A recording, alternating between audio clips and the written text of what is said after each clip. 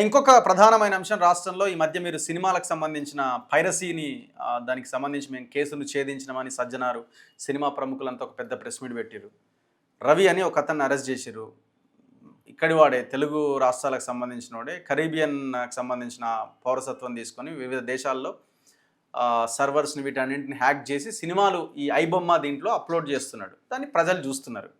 కానీ సోషల్ మీడియాలో ఎక్కడ చూడు ప్రజలు విపరీతమైన సింపతి ఉంది తన మీద. అంటే తప్పు చేసిండు వాస్తవమే, కానీ ప్రజల్లో మాత్రం విపరీతమైన సింపతి ఉన్నది. కొంతమంది అయితే రిలీజ్ చేయాలంటున్నారు, కొంతమంది అయితే వి సపోర్ట్ ఐబొమ్మ రవి అని మాట్లాడుతున్నారు. ఎట్లా చూస్తున్నారు మీరు ఈ క్వశ్చన్? సినిమా మాఫియా ఏందనేది జనానికి ఆ పిల్లగాని ద్వారా చాలా క్లియర్ కట్ గా ఆ రవి చేసిన కథకు ఎంత అసహనంతో ఉన్నారు అనేది. కానీ ఒక సినిమా మానియా కూడా జనం లోపల పడ్డది సో ఈ మాఫియా వినోదం కోసమో టైం పాస్ కోసం మొత్తానికి చూడాలి అని అనుకుంటున్నారు. అన్ని విభిన్న ఒత్తిడిలో అట్లిట్ల వెనకట కూడా కూలి పని చేసుకున్న తర్వాత రాత్రి ఆటలు కథలు ఇవన్నీ ఉండేది. రాత్రి పూట చిన్న చిన్న ఉండే అవన్నీ ఏం లేవాలి పాపం, ఇంత తిండికి పెట్టి ఇంత బట్టకిస్తే పోయేటోళ్ళు వాళ్ళంతా ఊరేళ్ళు వచ్చి.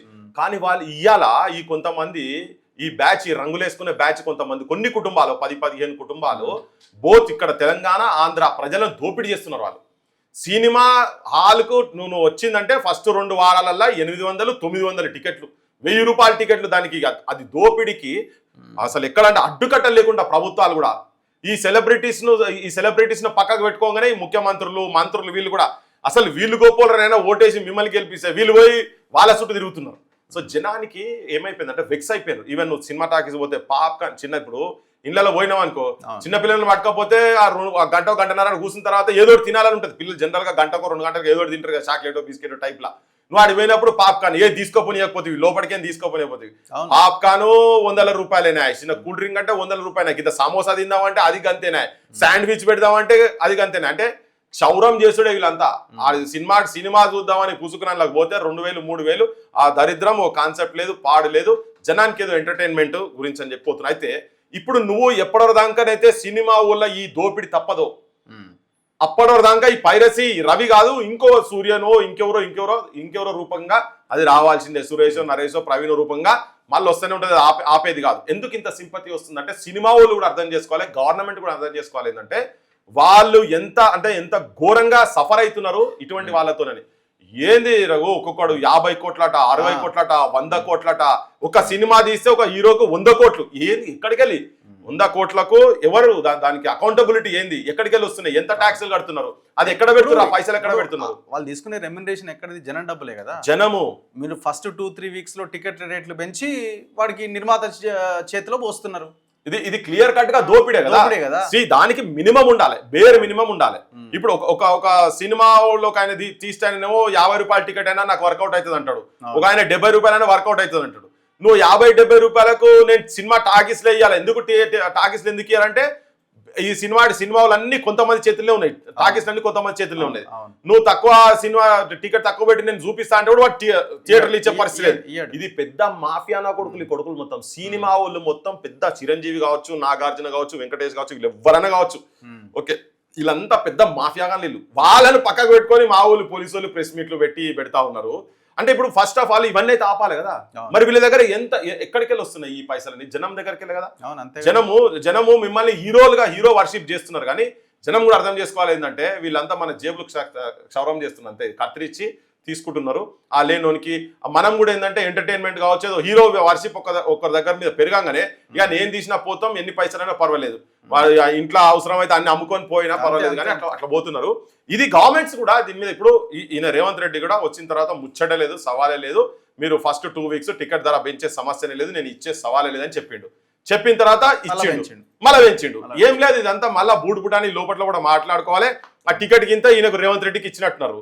ఆ పైసలు ఇంతో కొంత ఇప్పుడు 300, 800, 700 చేసిన అనుకో, అది మరి నా వాట నాకు 20, నాకు 100 రూపాయలు 200 రూపాయలు, నువ్వు ఎట్లా ఇద్దరం కలిసి జనం మీద దోపిడీ చేద్దాము, నేను 300 నీకు 700 చేస్తున్నా అంటే నీకు 400 మునాఫా అవుతున్నది, నాకు 200 నీకు 200, మంచి ఇద్దరు ఏమున్నది మంచిగా చేసుకుంటారు, బరాబర్ జరుగుతుంది. ఎందుకు అబ్బో వీళ్ళు లేకపోతే వీళ్ళే నా పర్మిషన్ ఇచ్చేది ఎట్లా ఇస్తారు? వీళ్ళు ప్రతి దాంట్లో వీళ్ళు కూడా పర్సెంటేజ్ చూసుకుంటారు. అట్లా వీళ్ళకి లావాదేవీలు వాటాలు. తెలంగాణలో మూవ్మెంట్ రావాలి దీని మీద, బరాబర్ రావాలి. థియేటర్ల మీద అడ్డుకోవాలా, ఇంకా ఏం చేసినా తప్పే లేదు, బంద్ చేయాలి.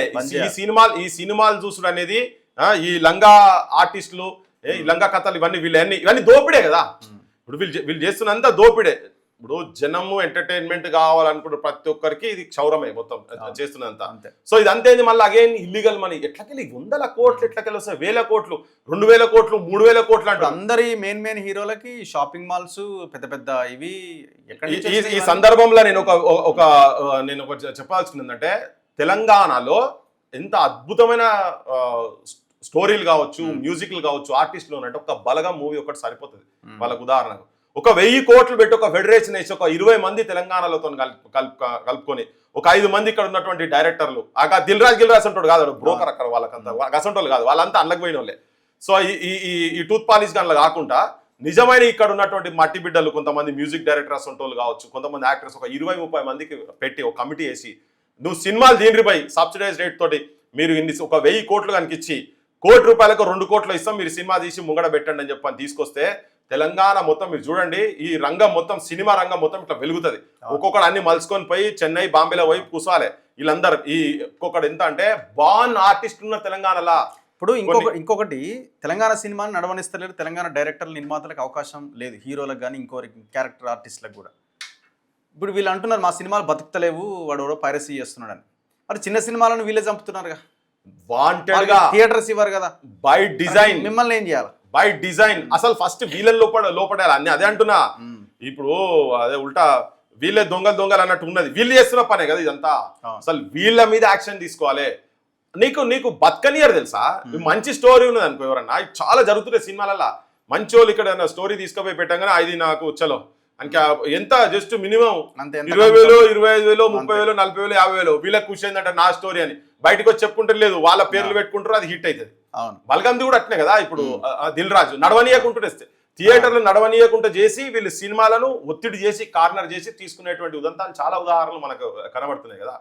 వీళ్ళు చిన్న సినిమాలు నిజంగా దాంట్లో సబ్జెక్ట్ ఉండి జనానికి మెసేజ్ ఓరియంటెడ్ మూవీస్ ఉన్నాయి, అన్ని మొత్తం కొట్టిపడేస్తారు. అరే ఒక్క ఫ్రీడమ్ ఫైటర్స్ మీద మూవీ తీయలే వీళ్ళు. ఇప్పుడు చిచ్చోరా సినిమాలు మొత్తం వీళ్ళు తీసేటి అన్ని ఎక్కడ ఉన్నాయా? ఒక రోల్ మోడల్ మూవీస్ ఏమన్నా ఒక 10 సినిమాలు చెప్పగలుగుతామా? వీళ్ళే ఏముండయి. ఇక్కడ ఉన్నటువంటి సామాజిక కోణం కావచ్చు, ఏముండయి. సో అందుకని అసలు ఫస్ట్ ఏంటంటే ఈ పైరసీ దాని విషయంలో పబ్లిక్ సింపతి అతనికి ఎందుకు వస్తున్నది అంటే, పబ్లిక్ ఇవన్నీ తెలుసు వీళ్ళు ఏమి చేస్తారు. ఇంకోటి ఈయనను అరెస్ట్ చేస్తానో ఏం కాదు, ఇది 7 years లోపు శిక్ష పడే కేసులు, అవి నాన్ బెయిలబుల్ సెక్షన్స్ కూడా లేవు, అసలు చట్టాలే లేవు. ఫస్ట్ థింగ్ ఆ పిల్లవాడు ఇండియాకి రాకపోతే అసలు దొరకపోవచ్చు. ఓకే, సో ఇంకా ఇది కాకపోతే ఇంకోటి అంటే ఆడ సమస్య ఉన్నంత కాలం దానికి ఏదో ఒక తీరుగా ఇప్పుడు ప్రజలందరూ చూస్తున్నారు. ఎందుకు చూస్తున్నారు? అఫోర్డ్ చేయలేని వాళ్ళు మొత్తం చూస్తున్నారు. మీరు అట్లా కాకుండా అఫోర్డ్ చేసే ప్రైసులు పెట్టిరు అనుకో, ఇప్పుడు తీయకూడదు చేయడు కదా, ధైర్యం కూడా చేయడు కదా. జనం కూడా ఎందుకు చేస్తారు? టీవీలలో ఎందుకు చూడాలనుకుంటారు? పోయి వాళ్ళు కూడా డైరెక్ట్ సినిమా టాక్సీలకే పోతారు కదా. ₹100 పెట్టి వాళ్ళు ఎందుకు చేస్తారు? ఎంత ఘోరము అసలు. నువ్వు కోర్టులలో పోతే కూడా మంచిలు ఇస్తారు కదా, ఇప్పుడు మంచిలు కూడా ఇయ్యారు, సినిమా టాక్సీలో పోతే మంచిలు కూడా ఇయ్యారు.